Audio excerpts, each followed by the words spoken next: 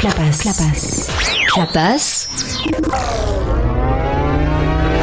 Moteur! Allons-y! Moteur!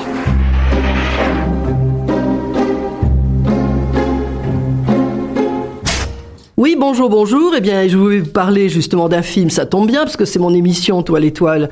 Donc, aujourd'hui, je vous parle d'un film que je vous recommande très vivement. J'y suis allée tout à fait par hasard parce que je ne connaissais pas le réalisateur. Et évidemment, oui, parce que le réalisateur, c'est son premier long métrage. Donc ça, je pouvais pas le deviner. En revanche, The Quiet Girl de Colm Bairead, je sais pas si je prononce bien, Bairead. C'est un Irlandais. Franchement, c'est un film qui vaut le détour. Il est complètement à contre-courant de ce que l'on peut voir d'habitude, mais quel bonheur, quoi. Je veux dire, c'est d'une intelligence, d'une finesse, voilà, tout à fait remarquable. Donc, retenez bien le titre, The Quiet Girl, de Colm Bairead. Et on écoute tout de suite la musique.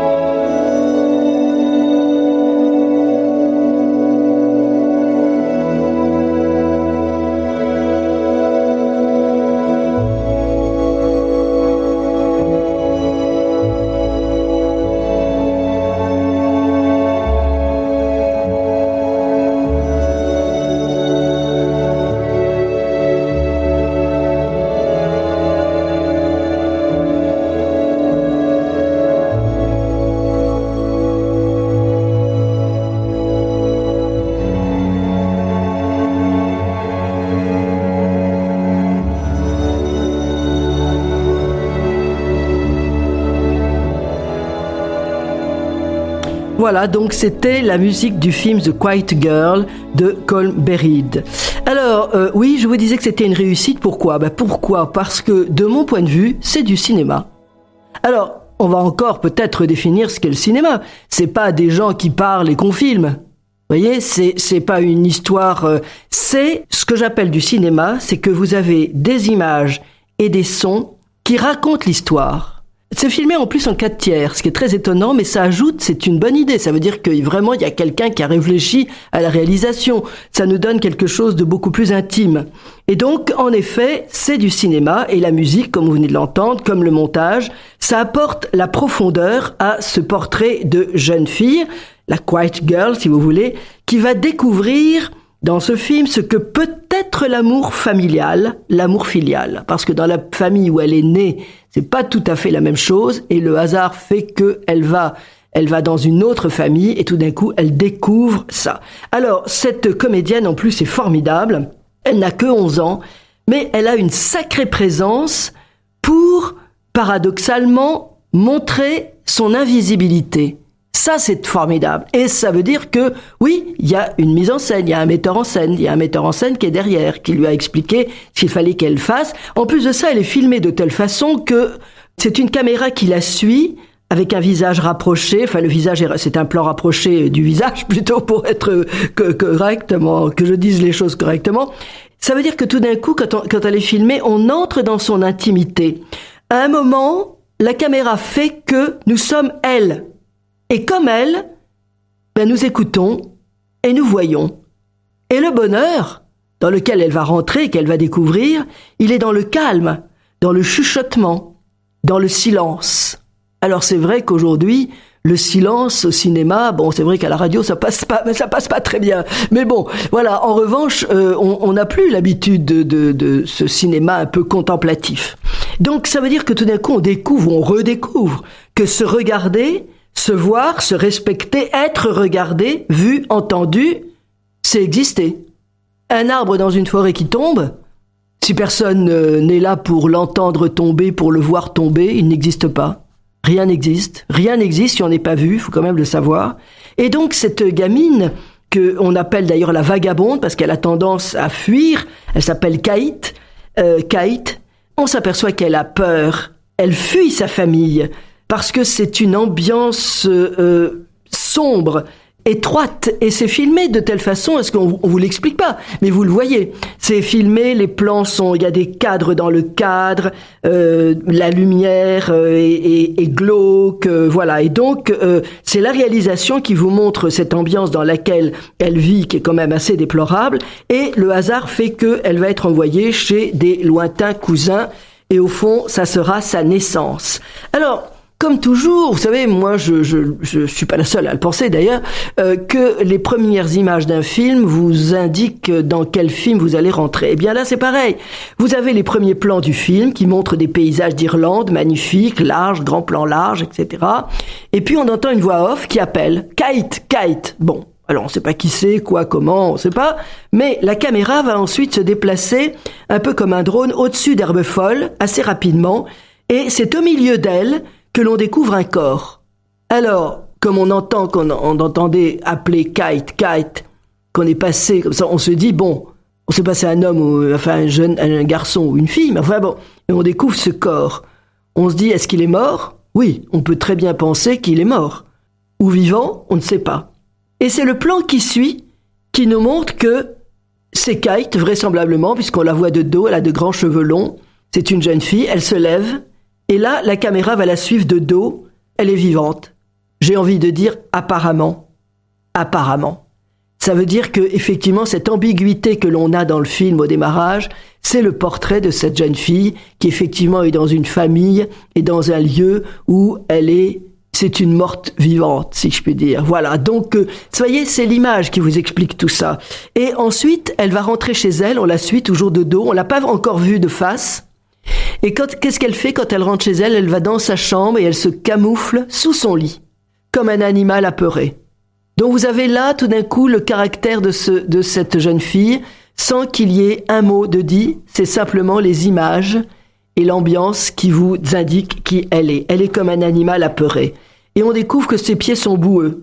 Un plan très utile, parce que ce sont des plans qui vont être repris en contrepoint, en duo, en miroir, dans ce que j'appelle sa nouvelle vie. Je vous l'ai dit, elle à un moment, on l'expédie, d'ailleurs la mère lui dit, tu peux rester tant que tu veux, quoi. On sent bien qu'elle emmerde tout le monde, quoi.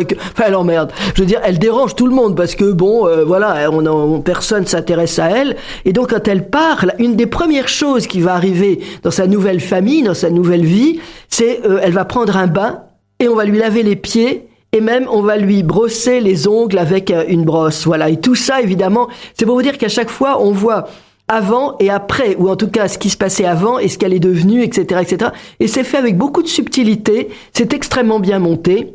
Et donc, à propos de ce bain où on lave ses pieds, c'est aussi, il y a évidemment l'eau. L'eau dans le film va être extrêmement important, et donc, comme c'est un élément primordial, évidemment, c'est aussi un élément primordial dans le film.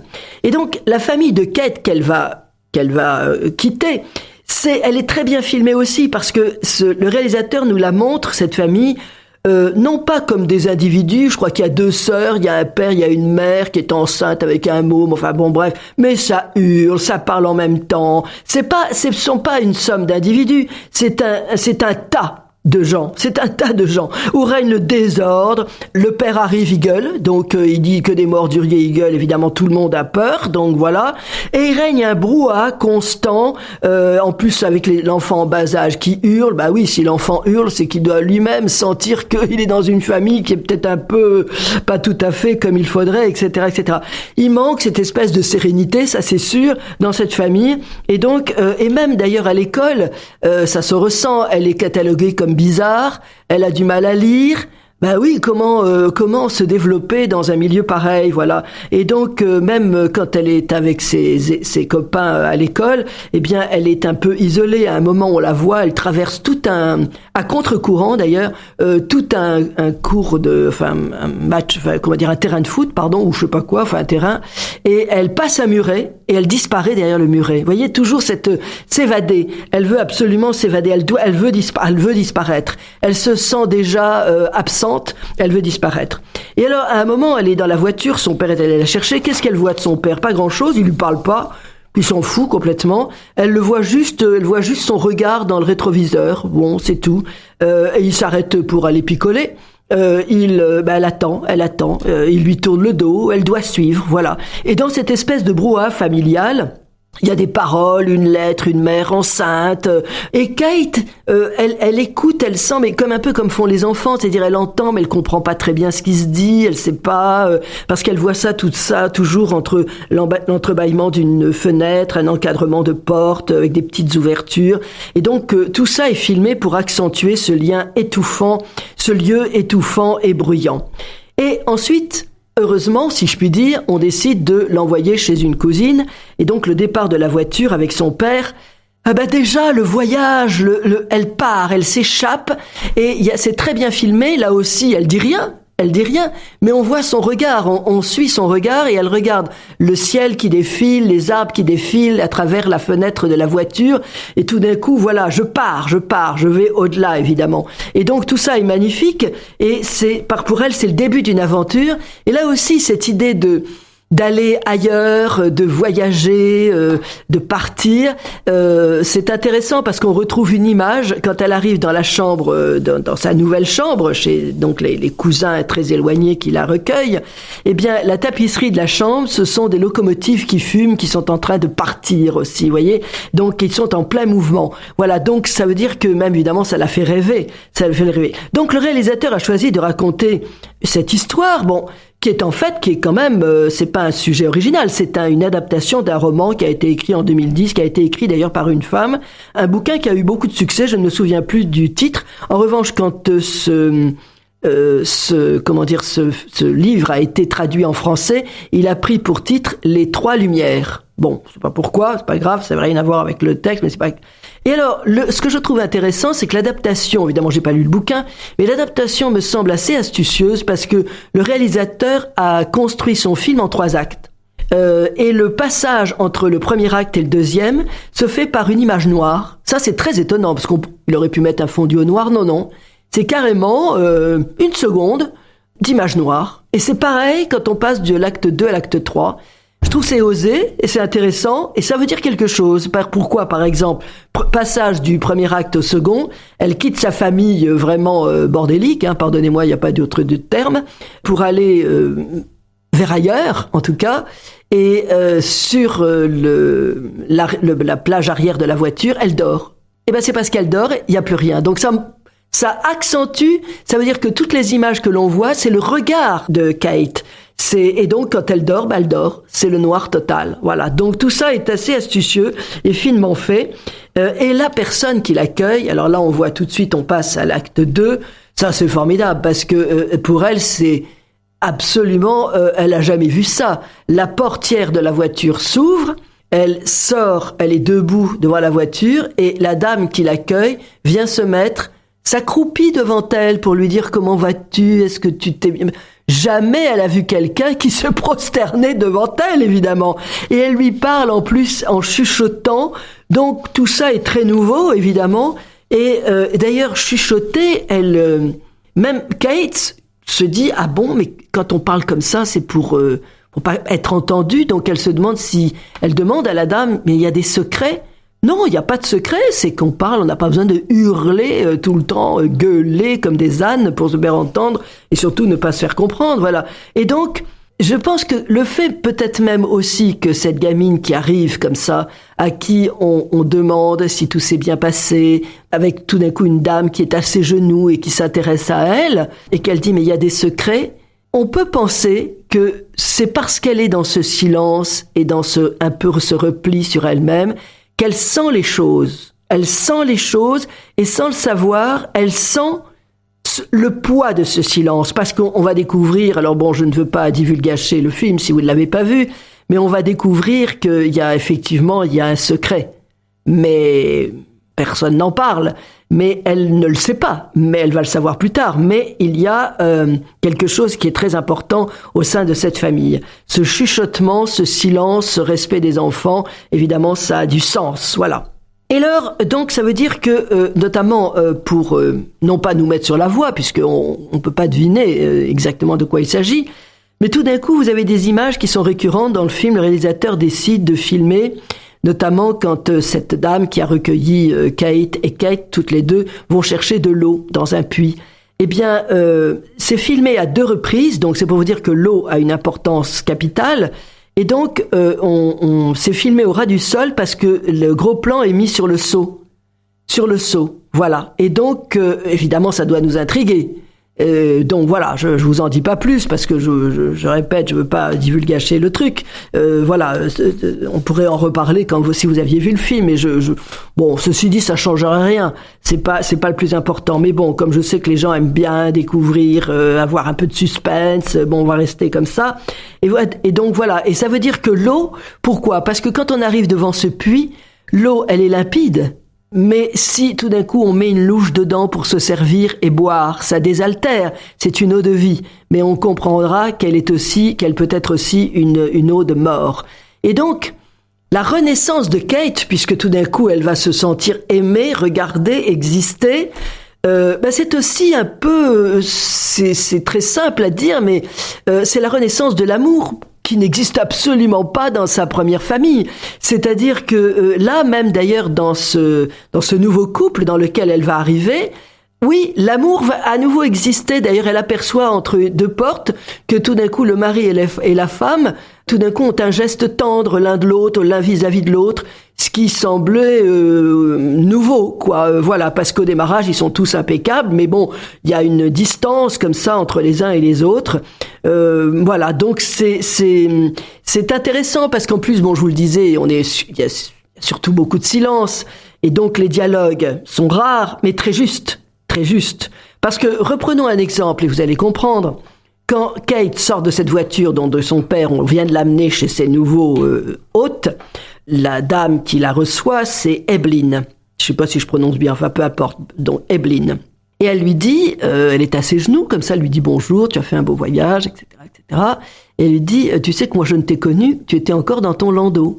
Que répond Kate ? Elle dit, mon landau est cassé. Mes sœurs ont cassé le landau. Elle ne dit rien d'autre, mais on a tout compris. L'enfant qu'elle est cassé. Oui, c'est une belle métaphore, évidemment. Voilà, et donc tout ça est très fin, très subtil, et c'est un petit bonheur. L'arrivée dans cette maison, c'est le point de vue de Kate. C'est une cuisine extrêmement lumineuse, tout est en ordre, ça n'a rien à voir avec le lieu qu'elle a quitté. Et quand elle va à l'étage, où on lui dit « il y aura ta chambre », elle arrive, elle est seule comme ça, dans un couloir, mais chaud, parce que d'abord il y a une moquette au sol, et elle est effectivement au centre même, en haut de l'escalier, au centre du couloir, mais de chaque côté il y a toute une série de portes qu'on peut ouvrir. C'est ça qui est intéressant, c'est qu'on peut ouvrir quelques portes. Voilà, ça veut dire qu'elle est perdue, seule, dans ce couloir, mais entourée. Donc voilà, c'est pour vous dire que, vous voyez, c'est l'image qui vous dit tout ça, évidemment. Son père biologique, faut voir, c'est quand même un grossier personnage, parce qu'il a déposé sa fille, il dit pas au revoir, il lui dit pas au revoir, aucune importance. Au fond, il a débarqué un paquet, quoi, pas plus. Et Bill, j'arrive à me souvenir, Evelyn, elle lui a offert de la rhubarbe, il remercie pas, il en fait tomber, personne ne ramasse. Alors là, elle a quand même sa dignité, parce qu'elle donne les rhubarbes, l'autre fait tout tomber, Evelyn ne ramasse pas. C'est le mari de Evelyn, Sean, je crois, il s'appelle Sean, qui va ramasser les rhubarbes. Il dit pas merci, il part, il oublie même de laisser la valise de Kate pour ses habits. Vous voyez, bon voilà, c'est pour vous dire le personnage. Voilà, en cours de route, il avait même ramassé une nana, on sent que c'est sa maîtresse. Enfin bon, bref, vous avez compris, c'est vraiment le type. Ça, oui, ça existe. Bon, voilà, oui, c'est comme ça. Et quand elle va commencer à rentrer dans cette nouvelle, dans ce nouveau monde, cette nouvelle maison, ça va se faire, je vous l'ai dit tout à l'heure, par le lavage des pieds. On va l'habiller, on va la coiffer. Tout ça se fait à mots feutrés. On lui apprend les mots, même on lui apprend petit à petit. Et la musique que vous avez entendue, elle accompagne de temps en temps, elle souligne la relation ou les relations qui se créent entre Kate et ses nouveaux parents. Et tout commence par l'apprentissage de la vie.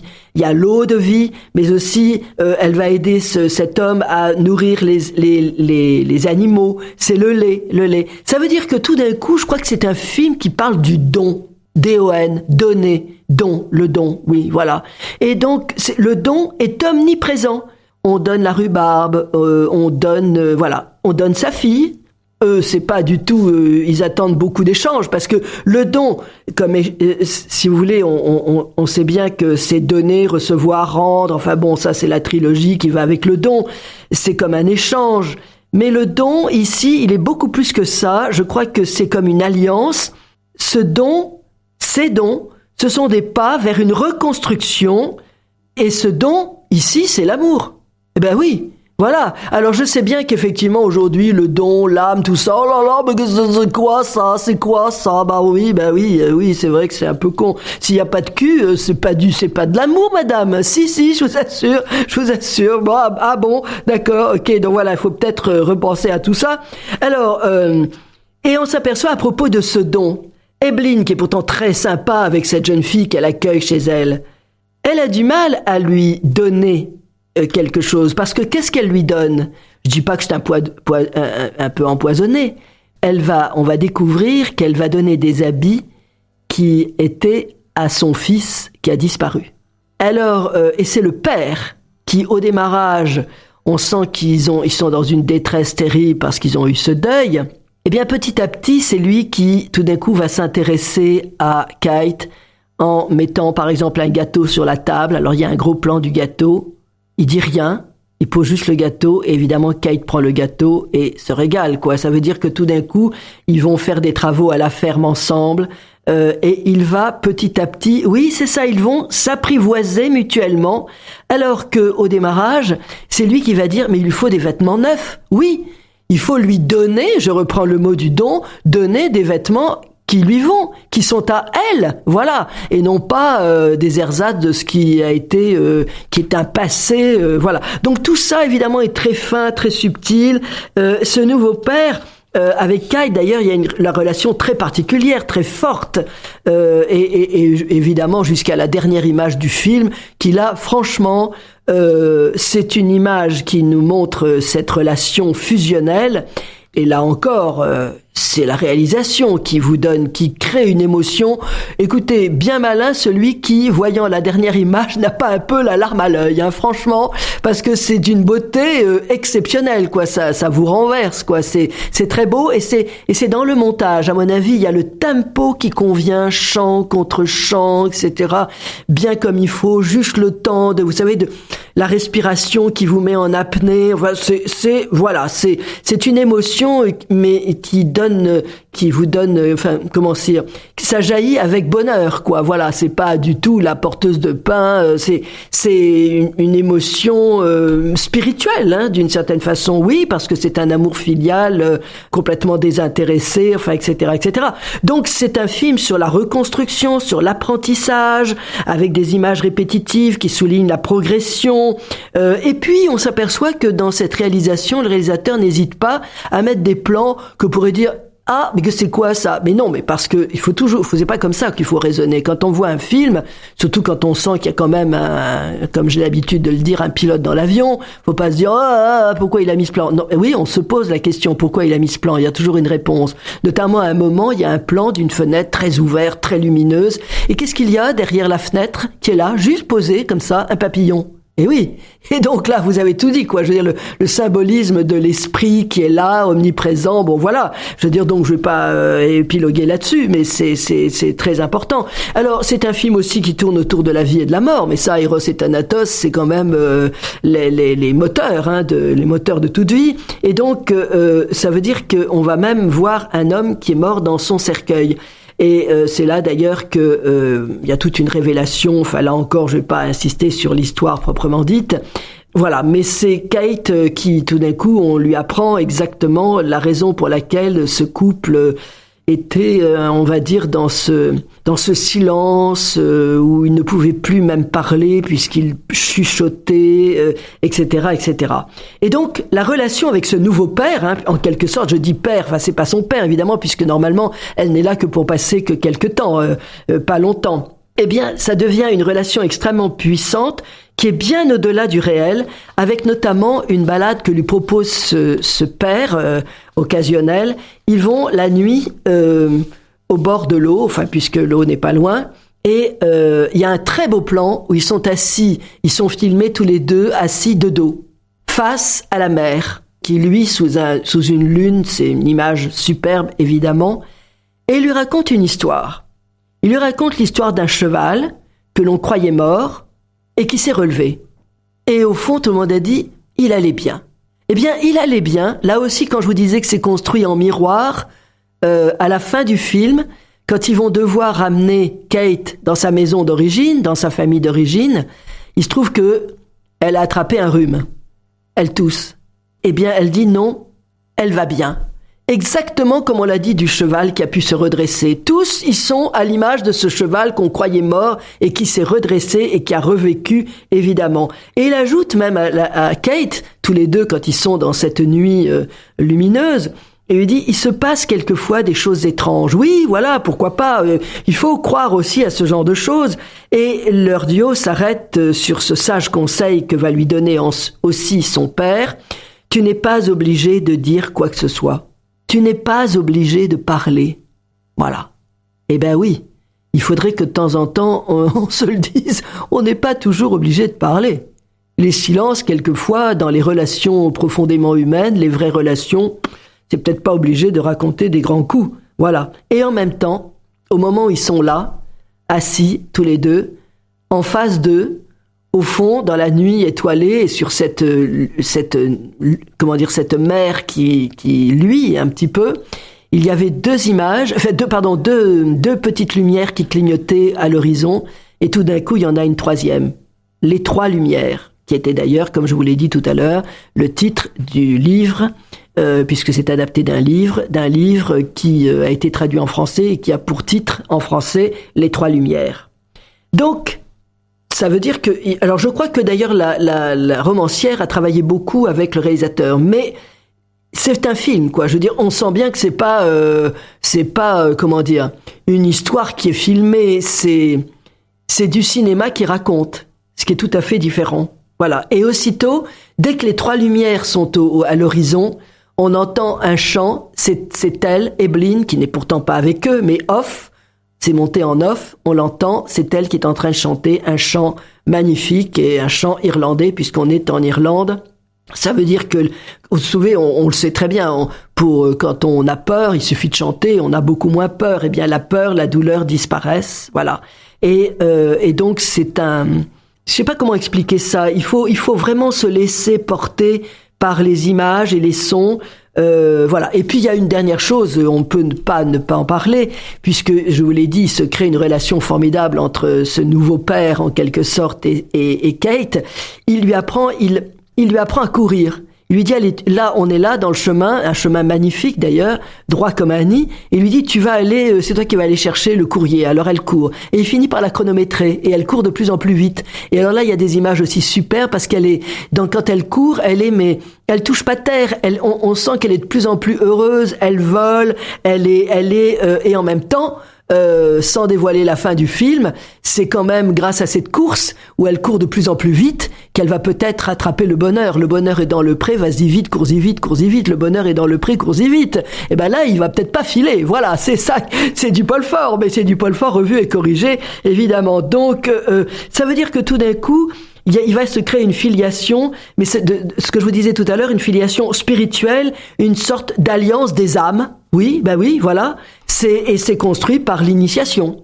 Bon, enfin, tout ça, vous l'avez compris, c'est un film d'une qualité très rare, où les sentiments ne sont pas surjoués, mais très intenses. Eh bien oui, c'est grâce à la mise en scène. Donc inutile de vous dire que si vous aimez le cinéma, si vous aimez les choses qui sortent un peu de l'ordinaire et si vous voulez tout d'un coup sortir un peu des images que l'on peut voir aussi bien sur BFM TV, CNews et tutti quanti, allez voir The Quiet Girl de Colm Beried et vous allez écouter tout de suite la bande-annonce. How long should they keep her? Till after the baby? Sure, can't they keep her as long as they like? Wel, ich an galinsa. Siasamach, godar me splech y cartart. Can work her. She'll hit you out of house and home. Don't we all eat in spurts, same as we grow? We'll keep the child gladly. A yawn, ha, te dul, ha boo.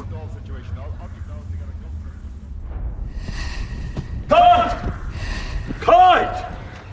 Ni féidir le telefonéir mar san. An a rion tú mé!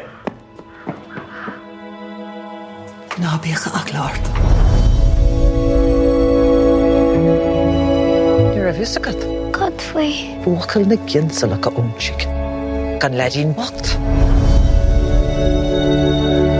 Isn't your mammy good to you? Colleen Kuhn and Colleen Cana. Der siúr méid is gádaí ará.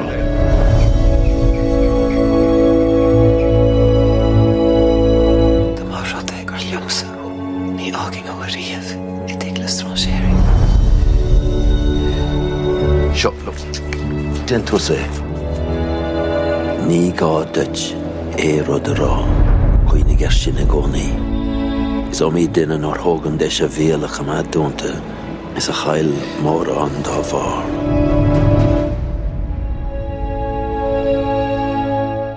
Voilà, bon, alors évidemment, c'est pas de l'anglais, vous l'avez compris, c'est de l'irlandais, mais bon, voilà. Mais en tout cas, ne soyez pas arrêtés par la langue, ça n'a pas d'importance. Ce qu'il faut voir, c'est le film. Voilà, donc, écoutez, la prochaine fois, ça sera peut-être des comptes rendus cannois, puisque nous entrons dans le festival de Cannes.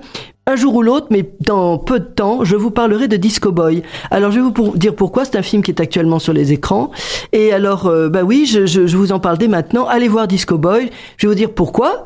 Voilà, attention, écoutez bien. C'est parce que la chef monteuse du film, eh bien, c'est mon assistante. On a longtemps travaillé ensemble. Et là, elle se lance. Et donc, elle est toute jeune, évidemment. Nous sommes nés le même jour, mais pas la même année. Et donc, c'est un premier long métrage où elle est la responsable du montage. Donc, évidemment, il faut y aller, quoi. Voilà. Je suis sûre que ça lui fera plaisir. Voilà. Donc, c'était un petit coucou à Ariane. Salut, Ariane. Et donc, vous, à bientôt. Salut, merci Pierre-Jean.